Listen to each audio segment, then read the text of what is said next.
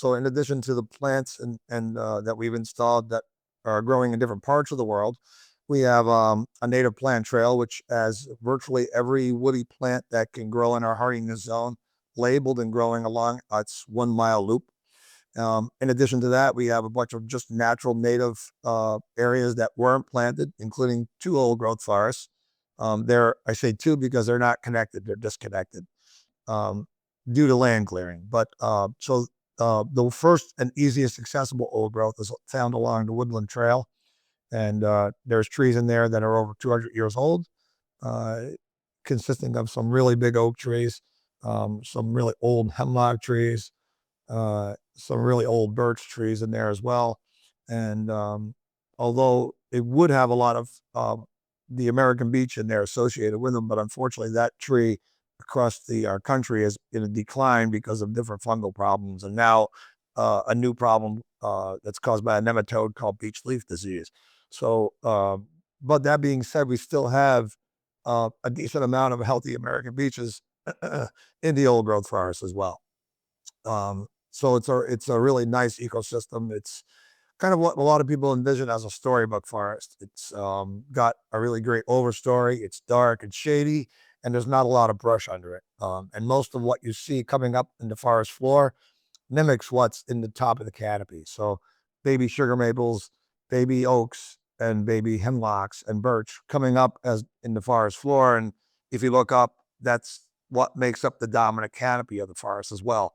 And our old growth forests exhibit the classic old growth characteristics that you'd see elsewhere. We teach classes on that. I give tours on the old growth, and there's a lot of different characteristics that make an old growth forest an old growth forest. And this is a real classic example of that. So if you want to see big trees, old trees, and some really nice old growth, we're probably one of the best places in the area to go see that. And I believe we're one of only about 3 arboretums in the state that actually have some old growth on them. We're one of them. New York Botanical Garden, of all places, down in the city, actually has a small plot of old growth as forest as well. And over at Cornell University, their arboretum does have a small pocket of old growth as well. So most old growth is really rare. It's not too common to see it. Statistically, we're down to like maybe 4% of old growth left in the country. Less in the east, more in the northwest, in the redwoods and in those forests, because it was preserved quicker. And in the east, we had more cutting and logging and development for a longer period of time. So a lot of our forests have been cleared, um, so much more so. So it's probably more like 1% in the east and closer to 4% in the west. But we've got some great old growth here at the Arboretum. So definitely encourage people to come see it. And signed, and it's labeled, and the characteristics that we mentioned um, are all on the signs that when you walk the trail, you'll be able to learn from that and see it in person.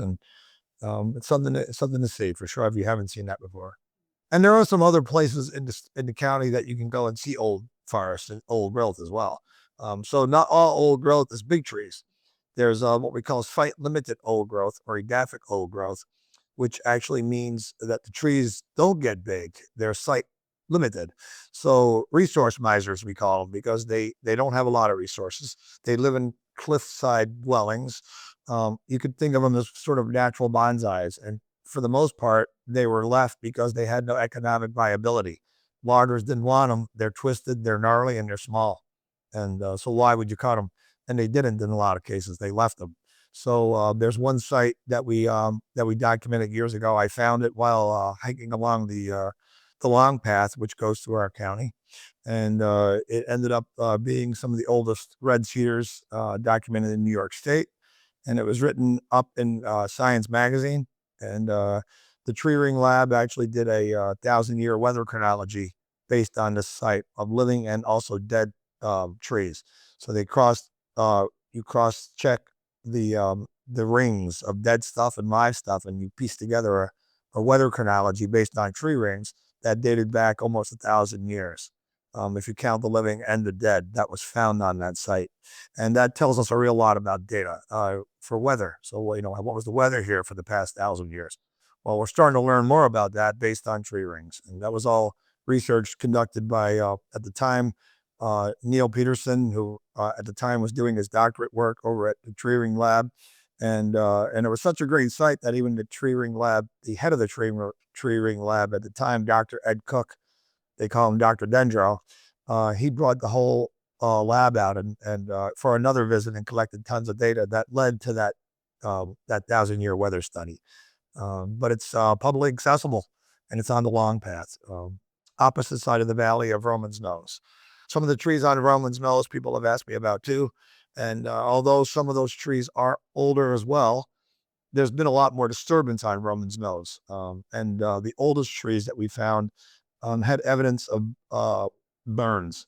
So they survived fires. So that means that that area probably burned over at some point, and a lot of the older trees probably were lost. So we're not seeing the ages of the red cedars that are on Roman's Nose close to this age of the what I call the Squaharia escarpment, which is opposite the valley of side of Roman's Nose. You could see Roman's Nose from the site, and it's a short hike. It's publicly accessible. You go up the long path. There's a really cool little feature at the top called the lemon squeezer. At least that's what I call it. And it's a rock formation that you have to kind of get up through. The long path goes right up through it, but there is a bypass. So if people don't want to feel like they have to rock climb, you can go around it. But I took both my kids there and they loved it. So, we've been on that site many years, but we're talking about trees that are 6 inches diameter and over 300 rings.